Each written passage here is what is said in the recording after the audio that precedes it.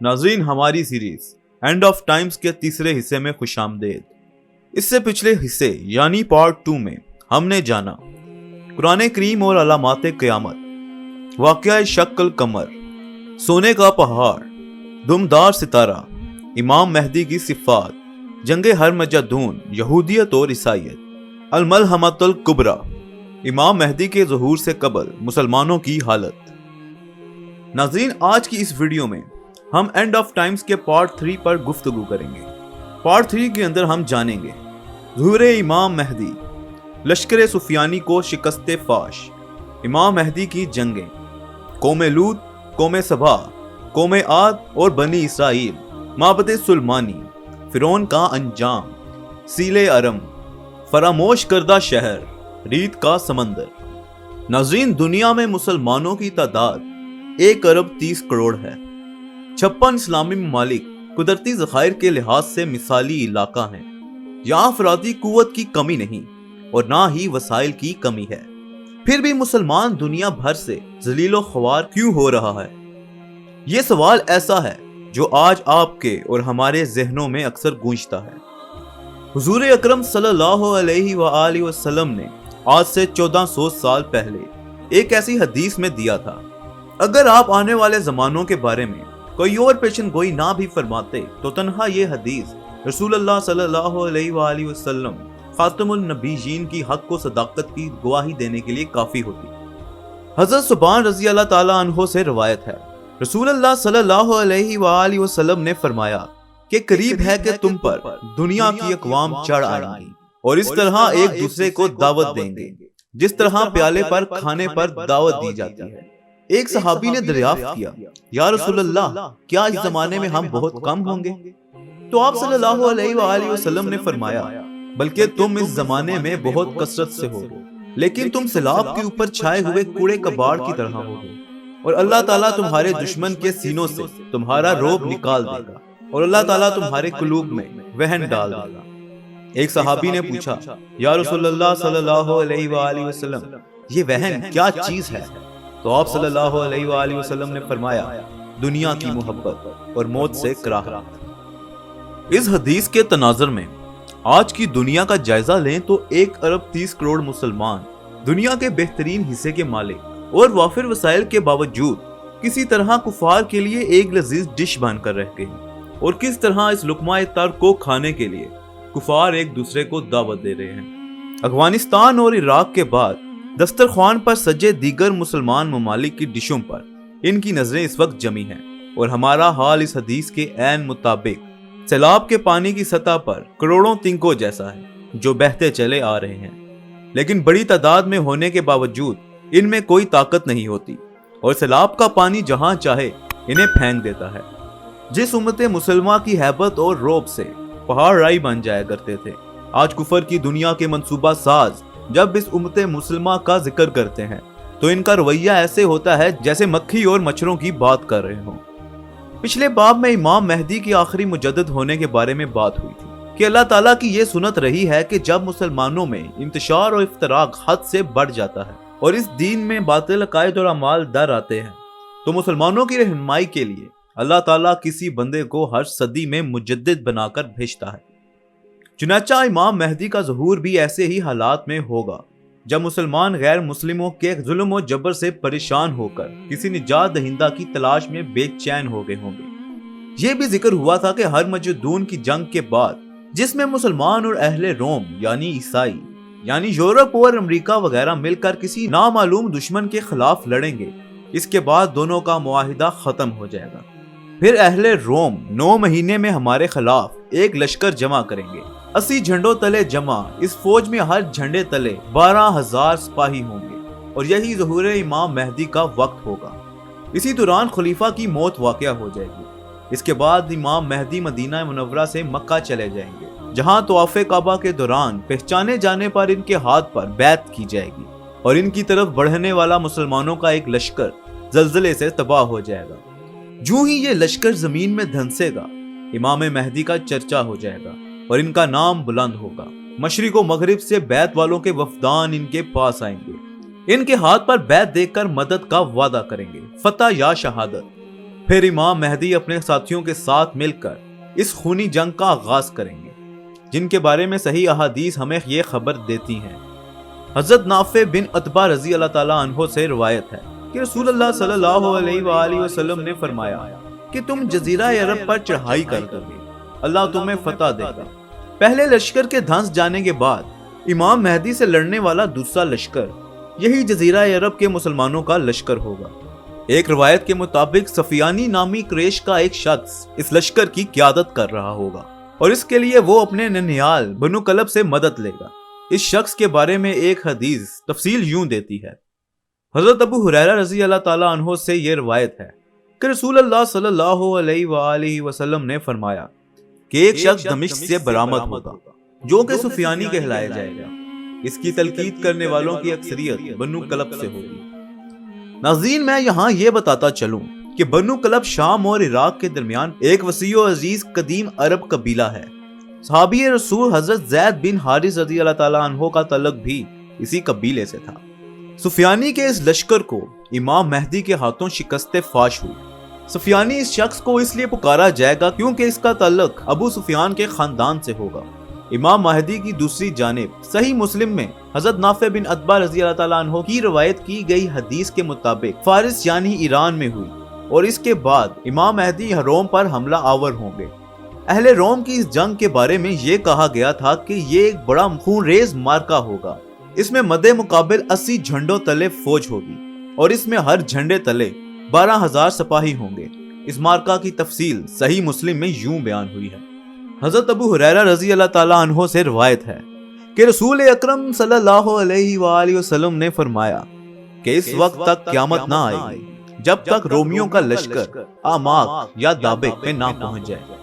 اس مقابلے کے لیے مدینے سے ایک لشکر نکلے گا جو اس زمانے کے بہترین لوگوں پر مشتمل ہوگا۔ جب وہ صف بندی کر لیں گے تو رومی ان سے کہیں گے کہ تم ہمارے درمیان اور ان لوگوں کے درمیان جو ہم سے قیدی بنائے گئے ہیں رکاوٹ نہ بنو اور ہمیں ان سے لڑنے دو۔ وہ جواب دیں گے کہ نہیں، اللہ کی قسم ہم اپنے بھائیوں سے لڑنے کی اجازت نہیں دیں گے۔ چنانچہ لڑائی شروع ہو جائے گی۔ مسلمانوں کی 1/3 مقدار رومیوں سے لڑائی میں بھاگ جائے گی اور اللہ کبھی ان کی توبہ قبول نہیں کرے گا۔ 1/3 قتل ہو جائیں گے جو اللہ کے نزدیک بہترین شہید شمار ہوں گے اور 1/3 فتح حاصل کریں گے۔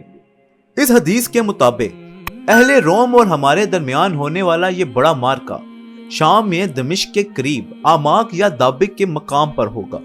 کچھ لوگوں کا کہنا ہے کہ آماک مدینہ کے نزدیک ایک مقام ہے اور دابق مدینے کے بازار کا نام ہوگا۔ ایک روایت کے رسول اللہ صلی اللہ علیہ وآلہ وسلم نے فرمایا اس بڑے مارکے الملحمۃ الکبریٰ میں مسلمانوں کا کیمپ ایک ایسی سرزمین میں ہوگا جسے غوطہ کہا جاتا ہے۔ وہاں دمشق کے نام سے ایک شہر ہے، وہ اس زمانے میں مسلمانوں کا بہترین پڑاؤ ہوگا۔ ایک حدیث جو پہلے بیان کی گئی حدیث سے واضح ہوتی ہے، وہ یہ کہ اہل روم چونکہ مسلمانوں سے پہلی بات یہ کریں گے کہ ہمیں ان لوگوں سے لڑنے دو جو ہم میں سے قیدی بنا لیے گئے ہیں، اس لیے کہ یہ دلیل ہے کہ ہر مجدون کے بعد کیونکہ بہت سے عیسائی مسلمان ہو کر مسلمانوں کی صفوں میں شامل ہو چکے ہوں گے اور امام مہدی کی طرف سے لڑ رہے ہوں گے، اس لیے اہل روم یہ سمجھیں گے کہ وہ ان کے آدمی ہیں جنہیں قیدی بنا لیا گیا ہے۔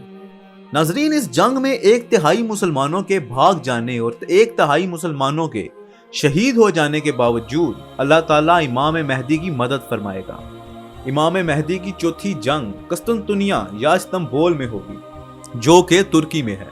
امام مسلم حضرت ابو ہریرہ رضی اللہ تعالیٰ عنہ سے روایت کرتے ہیں کہ رسول اللہ صلی اللہ علیہ وآلہ وسلم نے فرمایا کہ تم نے اس شہر سے متعلق کچھ سنا ہے جس کا ایک حصہ خشکی پر ہے اور دوسرا حصہ سمندر میں۔ انہوں نے فرمایا ہاں یا رسول اللہ۔ آپ صلی اللہ علیہ وآلہ وسلم نے فرمایا اس وقت تک قیامت نہ آئے گی جب تک حضرت اسحاق علیہ السلام کی اولاد میں سے 70,000 سپاہی اس پر چڑھائی نہ کرتے۔ ناظرین، بنو اسحاق سے مراد اہل روم ہیں۔ عیس بن اسحاق بن ابراہیم علیہ السلام کی نسل میں سے ہیں۔ وہ بنی اسرائیل یعنی یعقوب بن اسحاق کے چچا کی اولاد میں سے ہیں۔ یہاں اس حدیث میں سے اہل روم کا ذکر ہوا ہے جو ہر مجدون کے واقعے کے بعد ہلکا بگوش اسلام ہو چکے ہوں گے۔ مسلمانوں کے ہاتھوں قسطنطنیہ کی فتح کے بعد دجال کا خروج ہوگا۔ رسول اللہ صلی اللہ علیہ وآلہ وسلم نے فرمایا، بیت المقدس کی آبادی یثرب کی بربادی ہے۔ یثرب کی بربادی کے باہر ملحمہ یعنی خون ریز مارکا ہوگا۔ ملحمہ کے بعد قسطنطنیہ فتح ہوگا اور اس کے بعد دجال کا خروج ہوگا۔ دور حاضر کے حالات میں یہ بیان کی گئی پیشن گوئیاں کس طرح پوری ہوتی نظر آتی ہیں یا آ سکتی ہیں، اس پر مزید گفتگو سے پہلے یہ کہنا مناسب سمجھتا ہوں کہ بہت سے لوگ قرآن و حدیث میں بیان کیے گئے واقعات و تنبیہات کو نظر انداز کر دیتے ہیں اور دلیل یہ دیتے ہیں کہ عہد حاضر میں دنیا جب اتنی ترقی کر چکی ہے اور اس ناقابل شکست موڑ تک آ چکی ہے، یہ سب کس طرح ممکن ہے؟ کون اس بے پناہ قوت، اسلحہ، فوج، طاقت اور تکبر کو جھکا سکتا ہے؟ سورہ کاف کی 36ویں آیت میں اللہ تعالیٰ فرماتے ہیں، اور ان سے قبل ہم کتنی ہی امتوں کو ہلاک کر چکے ہیں جو ان سے قوت میں کہیں زیادہ تھی، لیکن جب ہمارا عذاب آیا لگے ان شہروں کو چھاننے کہ کہیں بھاگنے کی جگہ ہے۔ ناظرین، اس آیت میں اللہ تعالیٰ نے تباہ ہونے والی اقوام کی دو خصوصیات کا خصوصی تذکرہ کیا ہے۔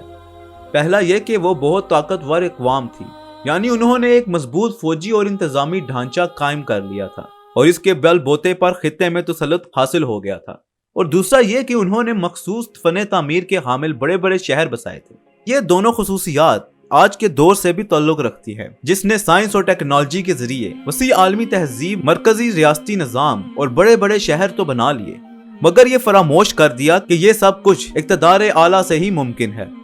قرآن کریم اس حقیقت کو واضح کرتا ہے کہ اللہ کا انکار کرنے والی اقوام ان کی قائم کردہ بڑی اور مضبوط تہذیبیں نہ بچ سکیں گی، یعنی اللہ کا انکار اور سرکشی سے عبارت آج کی تہذیب کا انجام بھی گزشتہ اقوام سے مختلف نہ ہوگا۔ ناظرین، مشہور عالم دین ڈاکٹر اسرار احمد کا بھی اس بارے میں کافی تجزیہ ہے جو آپ سے شیئر کرتے ہیں۔ ان کا کہنا تھا کہ اللہ تعالیٰ کا یہ قانون رہا ہے کہ قرآن مجید سے معلوم ہوتا ہے کہ جس قوم کی طرف کوئی رسول بھیجا گیا، نبی نہیں رسول، نبی اور رسول میں تھوڑا سا فرق ہے، یہاں یہ نوٹ کر لیں کہ رسول بھیجا گیا اور دعوت اور تبلیغ کے ذریعے سے حجت قائم ہو گئی، پورے طور سے حق واضح ہو گیا، مبرہن ہو گیا۔ اس کے بعد بھی اگر اس قوم کی اکثریت نے اس رسول کو ریجیکٹ کیا تو پھر وہ قوم ہلاک ہو گئی، جس کی مثالیں قرآن مجید میں 6 بار آتی ہیں۔ قوم نوح علیہ السلام، قوم ہود علیہ السلام جس کو عاد کہتے ہیں، قوم صالح جس کو سمود کہا جاتا ہے، سدوم اور آمور کی بستیاں جن سے حضرت لوط علیہ السلام بھیجے گئے، اسی طریقے سے قوم شعیب علیہ السلام یعنی بدین کی قوم اور حضرت موسیٰ علیہ السلام بھیجے گئے فرعون کی طرف، اور فرعون اپنے لاؤ لشکر سمیت غرق ہوا۔ اسی قانون کے تحت جب یہودیوں کی طرف حضرت عیسیٰ علیہ السلام رسول بنا کر بھیجے گئے اور انہوں نے رد کر دیا تو وہ مستحق ہو گئے تھے اسی عذاب کے جو عذاب تمام کافروں پر آیا تھا۔ یہ اللہ کی حکمت ہے کہ اللہ نے اس معاملے کو ملتوی کر دیا، حضرت عیسیٰ علیہ السلام کو اٹھا لیا اور ان کو گویا یہ مہلت دی گئی کہ ابھی اور یہ دنیا میں رہ لیں۔ اس کے بعد جب رسول اللہ صلی اللہ علیہ وآلہ وسلم کی بعثت ہوئی تو قرآن مجید میں یہ ہے کہ دیکھو اب بھی تمہارے لیے موقع ہے کہ تم نے عیسیٰ کو رد کر دیا، لیکن اب محمد صلی اللہ علیہ وآلہ وسلم پر ایمان لے آؤ، تمہارا رب اب بھی تم پر رحم کرنے کو تیار ہے، لیکن اگر تم نے وہی راہ اختیار کی، کفر کی، تو تمہیں وہی سزا ملے گی۔ لیکن انہوں نے رسول اللہ صلی اللہ علیہ وآلہ وسلم کو بھی رد کر دیا۔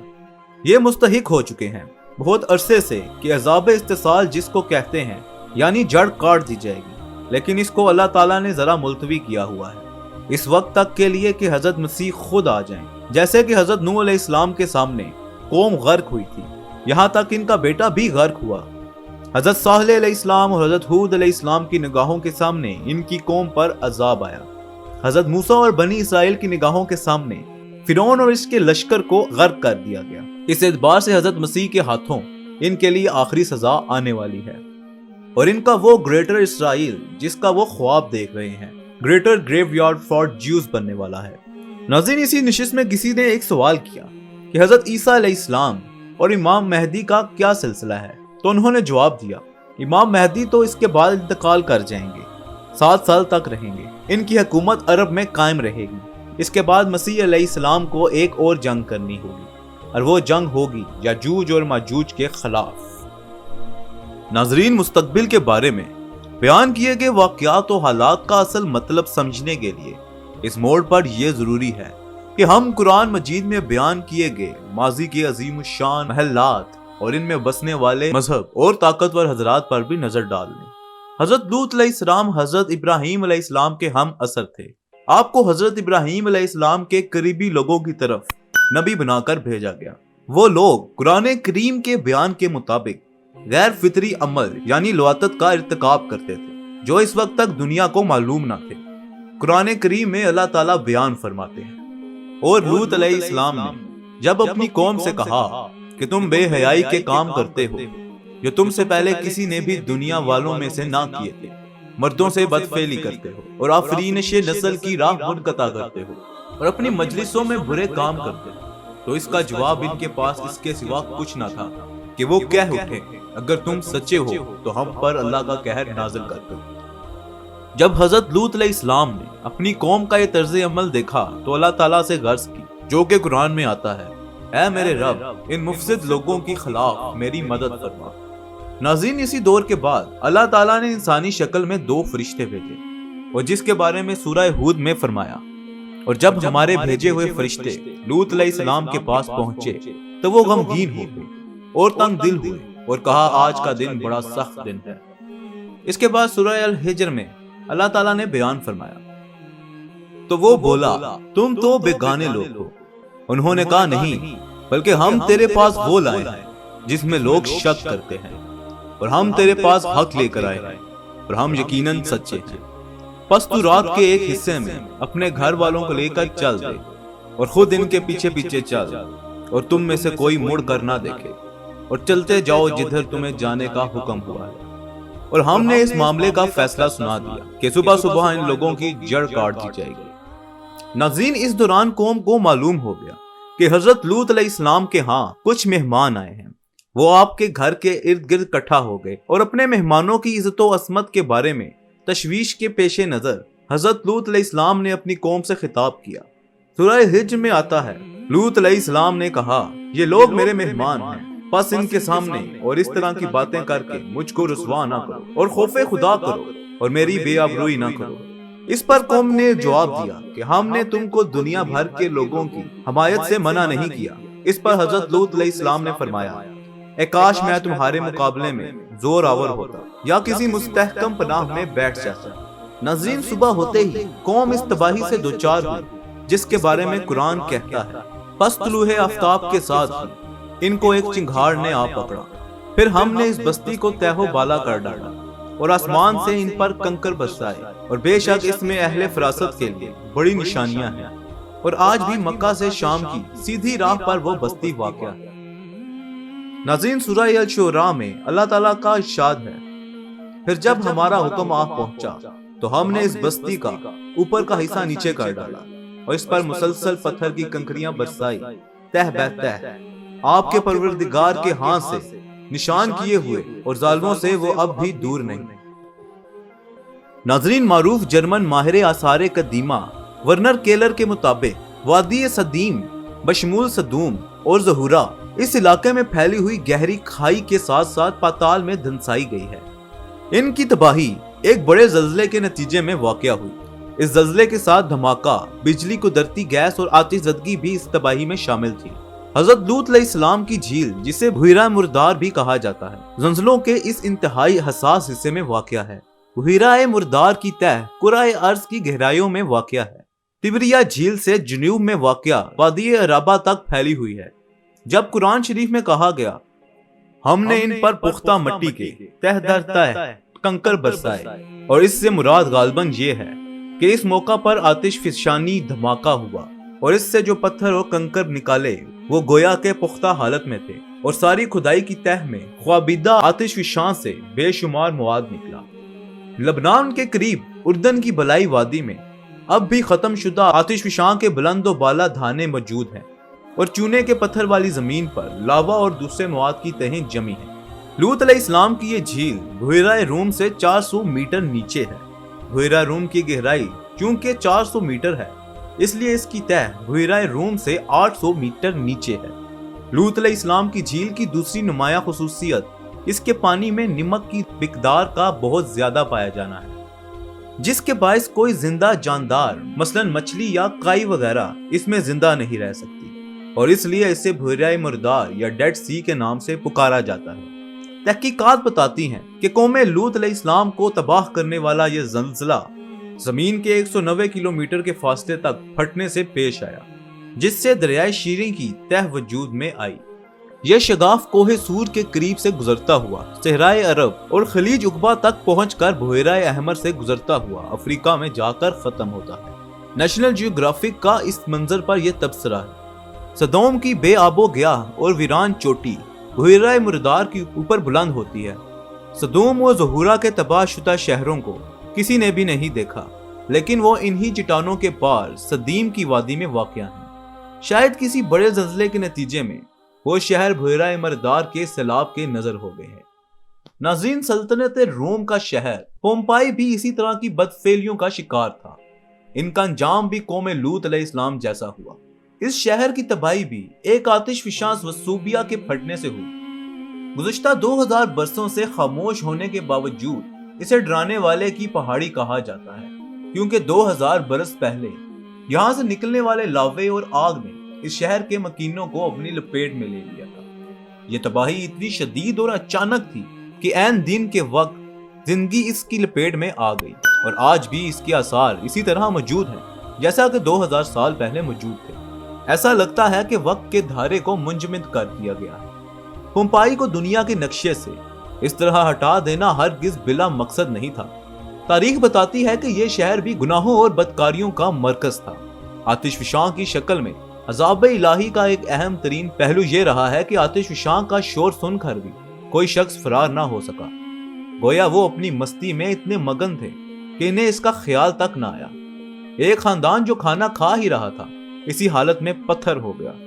کھدائیوں سے نکلے ہوئے اکثر چہرے بالکل صحیح اور سالم ہیں، اور ان کے چہروں سے بوکھلاہٹ اور پریشانی نمایاں ہے۔ ناظرین، سورہ یاسین میں آتا ہے: بس یہی ایک چنگھاڑ تھی، بس وہ سب اسی دم بجھ کر رہ گئے۔ اور اس کے بعد القرآن میں آتا ہے: ہم نے ان پر ایک سخت چیخ بھیجی، پھر وہ اس طرح ہلاک ہو کر رہ گئے جیسے کانٹوں سے روندی ہوئی باڑ۔ ناظرین، قوم سبا کا شمار جنوبی عرب کی 4 بڑی تہذیبوں میں سے ہو سکتا ہے۔ ان لوگوں کا دور 1000 سال قبل مسیح سے لے کر 550 عیسوی تک ہے۔ تاریخ میں یہ ایک مہذب قوم کہلاتی ہے۔ ان کی فن تعمیر کا ایک نمونہ معرب ڈیم ان کی فن تعمیر کا منہ بولتا ثبوت ہے۔ ایک طویل عرصہ تک ان کی بقا کا بڑا سبب ان کی مضبوط ترین فوج تھی۔ اس فوج کے کمانڈر کے الفاظ جو اس نے اپنی ملکہ سے گفتگو کرتے ادا کیے، قرآن مجید نے اسے یوں بیان کیا ہے: وہ بولے، ہم بڑے زور آور اور جنگجو ہیں، آپ کو اختیار ہے، بس آپ جو حکم دیں اس پر غور فرمائیں۔ ناظرین، ان کا دارالحکومت دریا جنانہ سے بہت قریب تھا۔ جنوبی یمن میں موجود ملک سبا کی تاریخ ریکارڈ کے مطابق حضرت سلیمان علیہ السلام اور ملکہ سبا کی ملاقات کی تفصیلات سامنے آتی ہیں۔ کھنڈرات کے مطالعے سے 1000 سال قبل مسیح میں یہاں ایک ملکہ کے رہنے اور اس کے شمال کی طرف سفر کرنے کے شواہد ملتے ہیں۔ وہ صورتیں اور آیات جن میں ملکہ سبا کا ذکر ہے، ان میں حضرت سلیمان علیہ السلام کا بھی ذکر کیا گیا ہے۔ حضرت سلیمان علیہ السلام کی عظیم سلطنت اور محل کا بھی ذکر آیا ہے۔ اس کے مطابق آپ کے پاس اپنے دور کی سب سے زیادہ ترقی یافتہ ٹیکنالوجی موجود تھی۔ آپ کے محل اور عظمت کا ملکہ سبا پر اثر انداز ہونا یوں بیان کیا گیا ہے: اس سے کہا گیا کہ دیوان خاص میں چلیے، پھر اس نے جب فرش کو دیکھا تو سمجھی کہ گہرا پانی ہے، اور اپنی پنڈلیاں کھول دی۔ کہا یہ تو ایک محل ہے جس میں شیشے جڑے ہوئے ہیں۔ بول اٹھی، اے میرے رب، میں نے اپنے نفس پر ظلم کیا، میں اللہ کے آگے جو سب جہانوں کا پالنے والا ہے سلمان علیہ السلام کے ساتھ مسلمان ہوں۔ ناظرین، یہودی تحریروں میں حضرت سلیمان علیہ السلام کے محل کو معبد سلیمانی کہا گیا ہے۔ آج اس محل یا معبد کی طرف مغربی دیوار ہی سلامت ہے، جسے دیوار گریا کہا جاتا ہے۔ مملکت سبا جہاں کے حالات اتنے اچھے تھے، شہر کے باسیوں کو خدا کا رزق کھانے اور اس کی اطاعت کرنے کا حکم دیا گیا، مگر وہ ایسے نہ کر سکے۔ انہوں نے وہ راستہ اختیار کیا جس سے ان کی خوشحالی محرومی میں بدل گئی۔ انہوں نے سمجھ لیا کہ یہ ساری زرخیزی اور خوشحالی ان کی اپنے فن اور ہنر مندی کا نتیجہ ہے۔ وہ شکر گزاری کے بجائے سرکشی کے مرتکب ہوئے۔ اور وہ قرآن کریم کے الفاظ میں اللہ سے دور ہو گئے۔ چونکہ ساری خوشحالی کے وہ خود دعویت دار بن گئے، چنانچہ وہ سب ان سے چھین لیا گیا اور سیلاب ارم ان کی زندگی کی ہر آسائش کو بہا لے گیا۔ قرآن حکیم نے اہل سبا کو دی جانے والی سزا کو سیل ارم کہا ہے، جس کا مطلب ہے ارم کا سیلاب۔ قرآن حکیم کے یہ الفاظ قوم سبا کی تباہی کے انداز کو یوں بیان کرتے ہیں۔ سورہ سبا کی آیت 15 اور 17 میں اللہ تعالیٰ فرماتے ہیں، اہل سبا کے لیے ان کی آبادی میں ایک نشانی تھی، 2 باغ داہنے اور بائیں۔ یہ نشانیاں گویا زبان حال سے کہہ رہی تھیں کہ اہل سبا اپنے پروردگار کا عطا کیا ہوا رزق کھاؤ اور اس کا شکر ادا کرو، پاکیزہ شہر اور بچنے والا پروردگار۔ لیکن انہوں نے روگردانی کی تو ہم نے ان پر ایک روز زوردار سیلاب چھوڑ دیا، اور ان کے 2 باغوں کے بدلے ہم نے ان کو 2 اور باغ دیے، جس میں بد مزہ میوہ، جھاڑ اور کچھ بیر ہی رہ گئے۔ یہ ہم نے ان کو ان کی ناشکری کے بدلے دیا، اور ہم ناشکر گزاروں کو ایسی ہی سزا دیا کرتے ہیں۔ سیل ارم میں آنے والے لفظ ارم کے بارے میں مولانا مودودی اپنی تفسیر میں لکھتے ہیں، یہ لفظ جنوبی عرب کی زبان کے لفظ آرمین میں سے نکلا ہے، جس کے معنی ڈیم یا بند ہے۔ یمن میں ہونے والی کھدائیوں سے سامنے آنے والے آثار میں یہ لفظ اسی معنی میں کثرت سے استعمال ہوتا دکھائی دیا ہے۔ ناظرین، سیلاب ارم کے بعد وہ سارا علاقہ صحرا میں بدل گیا۔ زرعی زمینوں کے خاتمے سے اہل سبا اپنے ذرائع آمدنی سے محروم ہو گئے، اور وہ لوگ جنہوں نے اللہ کے دین کو قبول کرنے سے انکار کیا اور گمراہی پر ڈٹے رہے، انجام کار عذاب سے دوچار ہوئے۔ اس تباہی کے بعد قوم سبا بکھر گئی، اور ان کی شمالی عرب، مکہ اور شام کی ہجرت سے سارے گھر ویران ہو گئے۔ قدیم مصری تہذیب اور اس کے دوران میں قائم ہونے والی وادی دجلہ و فرات کی شہری ریاستیں دنیا کی قدیم ترین تہذیبیں اور مذہبی ریاستیں تصور کی جاتی ہیں۔ ان کا دار و مدار دریائے نیل کی زرخیزی پر تھا، اور وہ بارش پر انحصار کے بغیر اپنی زمینوں کو دریائے نیل کے پانی سے کاشت کیا کرتے تھے۔ رامسیس دوئم مصری تاریخ کا طویل ترین دور رکھنے والا حکمران تھا، اور اکثر مورخین کے نزدیک یہی بنی اسرائیل کے بچوں کو قتل کرنے اور حضرت موسیٰ کے خلاف جنگ کرنے والا فرعون تھا۔ حضرت موسیٰ علیہ السلام کو اہل مصر کے سامنے دعوت حق اور بنی اسرائیل کو غلامی سے نجات دلانے اور راہ حق دکھانے کا عظیم مشن سونپا گیا۔ فرعون کے لیے یہ امر ناقابل برداشت تھا کہ وہ موسیٰ علیہ السلام جو ان کے محل میں پرورش پاتا رہا اور اس کا ممکنہ جانشین بھی تھا، اس سے اس طرح مخاطب ہوا۔ فرعون بولا، اے موسیٰ، کیا ہم نے تمہیں پالا نہیں، اور تم اپنی عمر کے کئی برس ہمارے ساتھ رہے، اور تم نے اپنا وہ کام کیا، اور بے شک تم بڑے ناشکر گزار ہو۔ حضرت موسیٰ علیہ السلام نے کس مقام پر دریا کو 2 حصوں میں تقسیم کیا، اس پر کوئی واضح نقطہ نظر موجود نہیں۔ بعض شہداء کے مطابق یہ واقعہ بحر روم یعنی میڈیٹرینین سی کے ساحل پر پیش آیا۔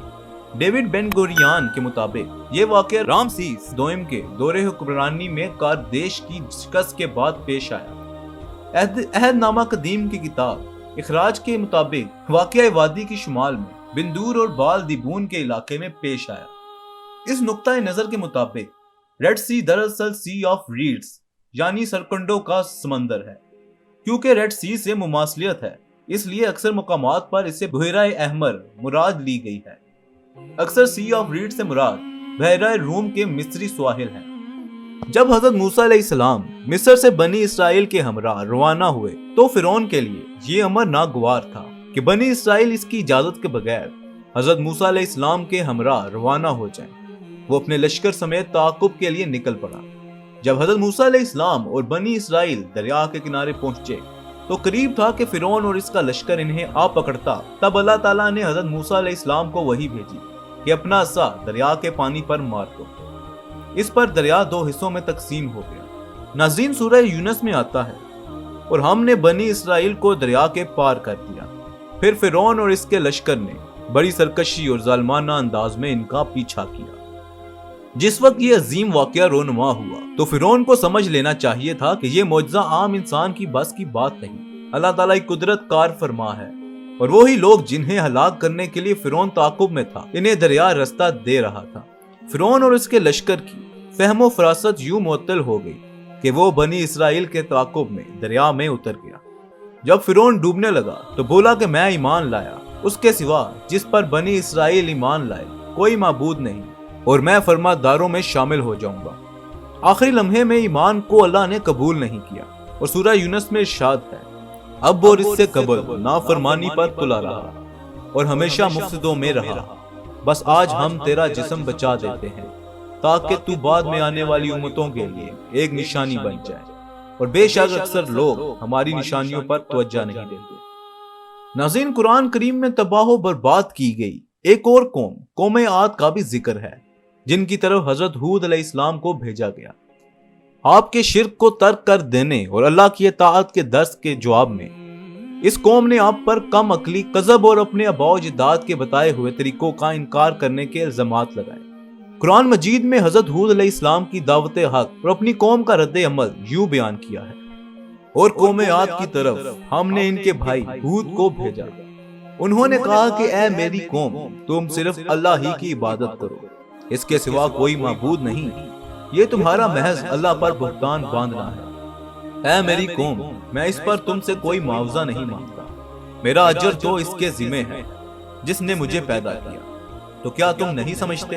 اور میری قوم، اپنے رب سے بخشش مانگو، پھر اس کی طرف رجوع کرو، اللہ تم پر آسمان سے موسلا دھار مینا برسائے گا اور تم کو قوی سے قوی تر کر دے گا، اور گنہگار بن کر روح گردانی نہ کرو۔ وہ بولے، اے ہود، تم ہمارے پاس کوئی سند لے کر نہیں آئے، اور محض تمہارے کہنے سے نہ ہم اپنے معبودوں کو چھوڑنے والے ہیں، نہ ہم تم پر ایمان لانے والے ہیں، ہم تو یہی کہتے ہیں کہ ہمارے کسی معبود نے تم کو بری طرح آسیب زدہ کر دیا ہے۔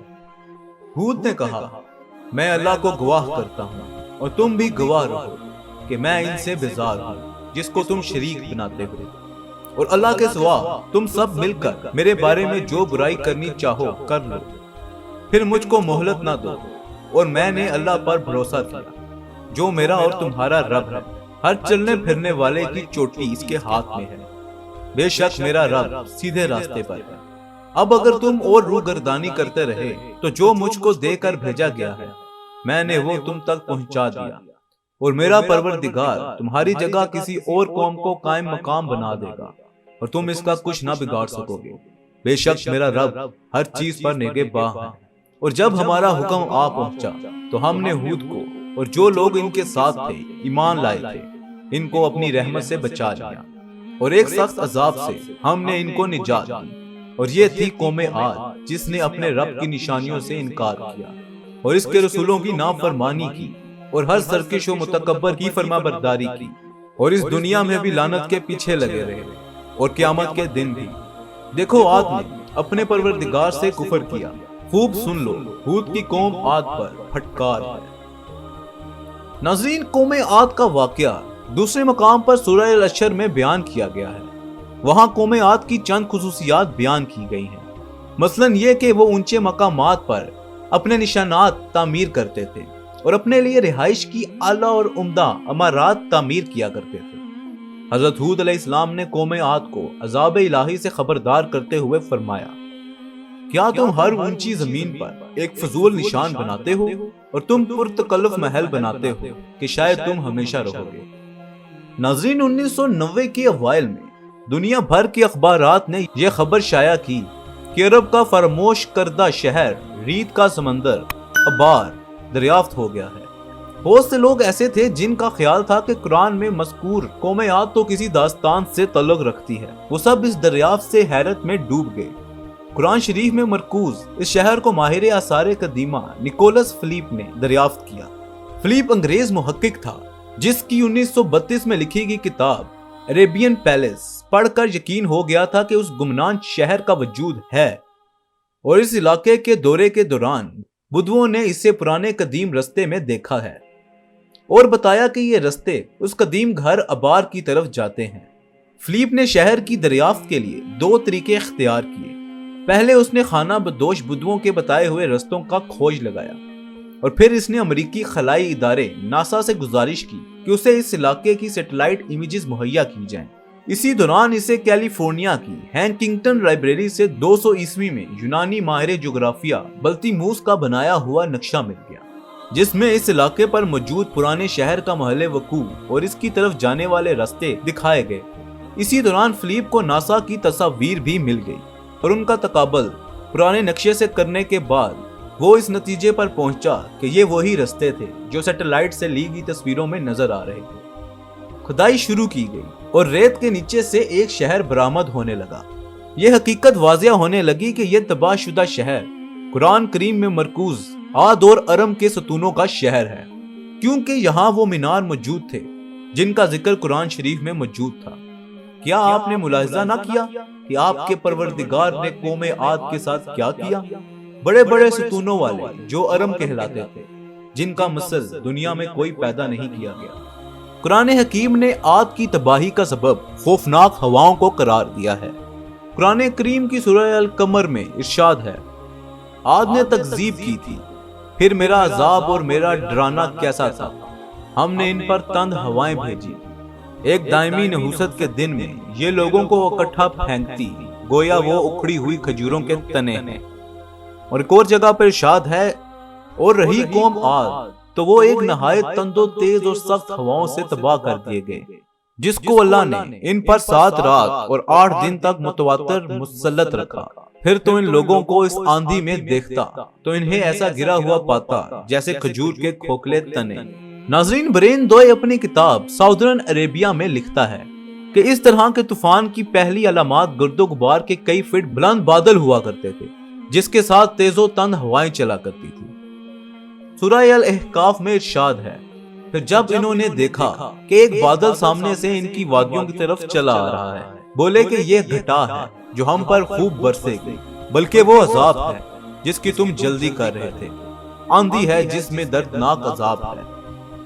ناظرین، قرآن کریم کے بیان کے مطابق 8 دن اور 7 راتوں تک چلنے والی ریتیلی ہواؤں نے اس شہر کو کئی ٹن ریت میں دبا دیا اور لوگ زندہ درگور ہو گئے، اور قوم کو ریت میں دفن ہو جانے کا تذکرہ سورہ الاحقاف میں بیان کیا گیا۔ احقاف حقف کی جمع ہے اور اس سے مراد ریت کے ٹیلے ہیں۔ 12 میٹر موٹی ریت کی تہہ کے نیچے دب جانے کے بعد پورا شہر اپنے باسیوں کے ہمراہ ریت میں گم ہو گیا، صحرا پھیل گیا اور ان کا کوئی نشان باقی نہ رہا۔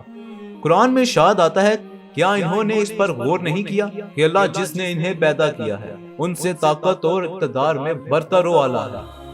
ناظرین، اسی کے ساتھ اینڈ آف ٹائمز کے پارٹ 3 کا اختتام کرتا ہوں۔ آج کے پارٹ 3 میں ہم نے ان تمام واقعات کے بارے میں جانا جن میں ظہور امام مہدی، لشکر سفیانی کو شکست فاس، امام مہدی کی جنگیں، قوم لوط علیہ السلام، قوم سبا، قوم عاد اور بنی اسرائیل، معبد سلیمانی، فرعون کا انجام، سیل ارم، فراموش کردہ شہر، ریت کا سمندر۔ ناظرین، ہماری سیریز کی اگلے پارٹ یعنی پارٹ 4 میں ہم جانیں گے موجودہ دور اور خروج دجال اور ظہور مہدی جیسے بڑے واقعات سے پہلے کا دور۔ فتنہ دجال کیا ہے؟ دجال ایک شخص ہے یا ایک نظام؟ کیا دجال آ چکا ہے؟